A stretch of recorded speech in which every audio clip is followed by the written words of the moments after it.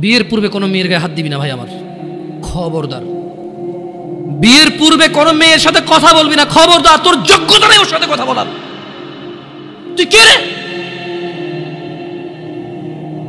বামন হয়ে চাঁদের দিকে হাত বাড়াবি না। আমার বোনরা চাঁদ। ওয়াল্লাহি যেদিন ইসলামী শাসন আসবে, যেদিন ইমাম মেহেদী আসবে, যেদিন ঈসা আলাইহিস সালাম আবার আসবে, ওনার বন্ধের উপর যারা হাত দেবে উনি হাত কেটে ফেলবে। তুই বামন হয়ে চাঁদের দিকে হাত বাড়াইস না। আমার বোনরা চাঁদ।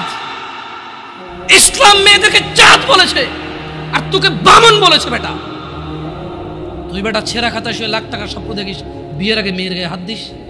তোর সাহস কত? তোর সাহস কত? তুই জানিস না মুহাম্মদ সাল্লাল্লাহু আলাইহি সাল্লাম বলছে নেক স্ত্রী দুনিয়াতে যা আছে ওর চেয়ে বেশি উত্তম। তুই কি করে ওর গায়ে হাত দিস বিয়ের আগে?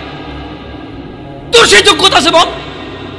তোকে আল্লাহ জাহান্নামে ফেলবে, তোকে আল্লাহ জ্বলন্ত আগুনে নিক্ষিপ্ত করবে, তোর শরীর পচবে, তোর শরীরের গন্ধে জাহান্নামীরা থাকতে পারবে না। তোকে আল্লাহ এত নিকৃষ্ট শাস্তি দেবে কেন?